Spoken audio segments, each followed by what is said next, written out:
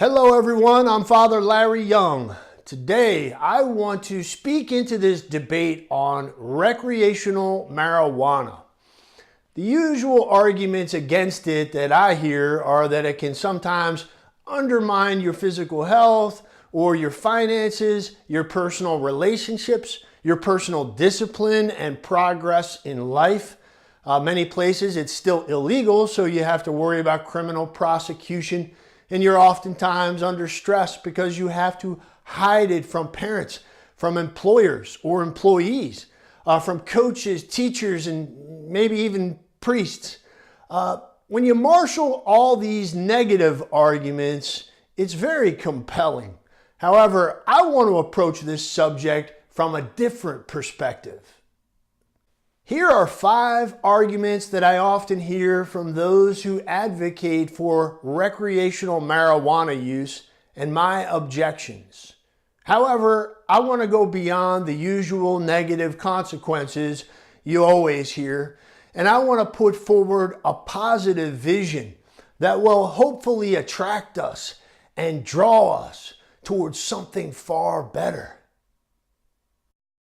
Number 1. Marijuana is no different than alcohol. There's simply a cultural bias against it. It is far easier to moderate one's consumption of alcohol within morally licit bounds than it is to consume marijuana moderately. If you prove to me otherwise, then perhaps this could be a valid comparison. But in point of fact, in practical terms, those who use marijuana are doing so with the express purpose of inducing a state of consciousness which in and of itself is morally illicit and unacceptable, in the same way that somebody uses, or I should say abuses, alcohol immoderately. The following arguments that I'm going to be making would apply to the use of any substantially mind-altering drugs for recreational purposes, including the immoderate use of alcohol. However, I'm focusing on marijuana in a particular way in this video because it's at the center of a worldwide debate and holds a particular fascination in our time, and there's an increasing number of zealous advocates for its recreational use. Number 2, reduces stress. It's a legitimate form of leisure and recreation. Of course, there's something pleasurable for many people about being drunk or high. People wouldn't have been doing this since the dawn of time if that were not the case. Some people like getting out of their mind as a way to deal with the stress in their lives. However, drunkenness and getting high are just like any of the vices, whether it be gluttony or lust, sloth, greed. They don't solve the problem.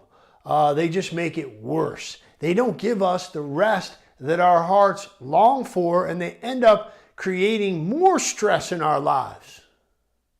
So is being drunk or high a legit leisure activity? What is leisure?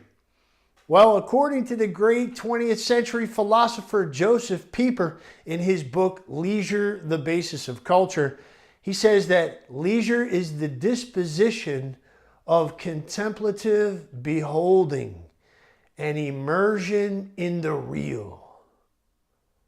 The altered and distorted state of consciousness induced by marijuana, when it's sought for its own sake, apart from any medical benefits, that's a flight from reality, immersion in a cheap counterfeit reality. And it's not truly recreational either, in the sense that it doesn't recreate us. It doesn't do anything that enriches us as a human person. It always takes and it never gives, at least anything that really builds us up or edifies us. My dad used to say, the world is so full of so many things, we should all be as happy as kings. Getting wasted is a waste. It's really a great big nothing burger. Getting baked out of our gourd on marijuana or hashish or taking peyote or whatever the heck we're trying to do to expand our consciousness is really a cheap substitute for the philosophical act. All we need is right up here and here. We're all called to be philosophers or seekers of wisdom, lovers of wisdom, which is what philosophy means. And this philosophical act is a contemplative gaze upon reality. We don't need drugs to induce this. We just need to expand our intellectual life. We are Homo sapiens, BTW, which is the type of being that seeks sapiens or wisdom. Whether consciously or unconsciously, what is oftentimes behind people getting drunk or using drugs is a certain meaninglessness or nihilism, kind of a sadness or despair. I found a very unique church on the internet. It's out in Colorado, and it's actually called the Church of Cannabis. And listen to this revealing quote I found on their website. Life has no ultimate meaning that can be understood outside of our own terribly short time on this planet. When we die, we exist only in memory. Number 3, marijuana leads to greater openness to experience and creativity. To this, I would say that reality is so much more interesting than this cheap counterfeit substitute reality induced by marijuana. I mean, it's really superficial and shallow and even boring. I mean, for something to be truly interesting is to be in the midst of being. The word comes from the Latin inter esse, and that's exactly the etymology of the word, in the midst of being. I would submit to you that once someone starts down this path of regular recreational marijuana use, they become conditioned to this distorted state of consciousness, and they can undermine their very sensibility for reality, their sensitivity to the real. Reality can begin to become this boring, muggle-like state, and they would much prefer after a while to retreat back into this pseudo-magical realm of being high.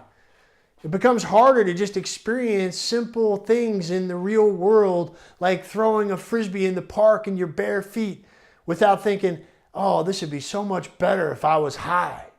So to summarize my objection here to this third argument, I would say that marijuana use doesn't open you up, but rather closes you off to real experience.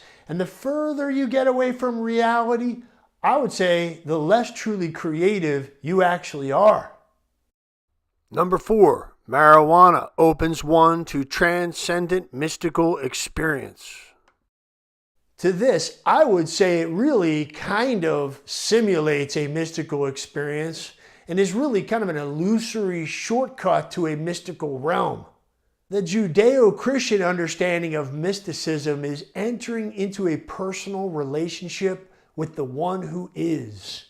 God revealed himself to Moses in the burning bush as the great I am. The personal God is found the deeper we plunge into reality or into existence. Spiritual growth can actually be measured by how far we move into reality, not away from it. According to Psalm 53, God looks down from heaven upon the sons of men to see if there are any who are wise, who seek after God.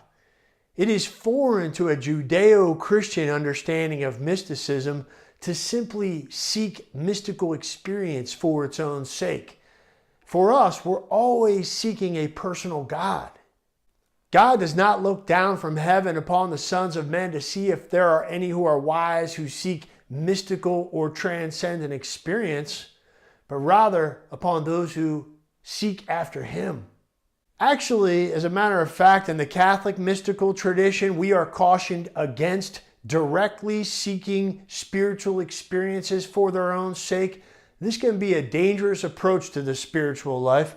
According to the great mystical doctor of the church, St. John of the Cross, he warned against getting attached to feelings of consolation that may or may not accompany an encounter with the living God. Number 5, there's nothing morally wrong with marijuana. Something that undermines our character, maturity, discipline, development, and genuine spiritual growth cannot be God's will for us. Our Heavenly Father loves His children. He doesn't want to see us impairing our mental faculties. That's a degradation and really is unbecoming of the human person made in the image and likeness of God. Surely God does not want to see us reduced to this vulnerable state where we cannot make sound judgments. It is not productive but destructive. It's not progressive, it's regressive. It does not lead to true wisdom and happiness, but rather to folly and futility. Getting drunk and using drugs is a running from reality. It's a running from the cross. It's a running from our true selves. It's a running from God. Really, it's a running from what is truly good and fulfilling for us. In the next video, I want to talk about this contemplative gaze or immersion in the real. In other words, I want to talk about philosophy, which is the love of wisdom. Until then, God bless you.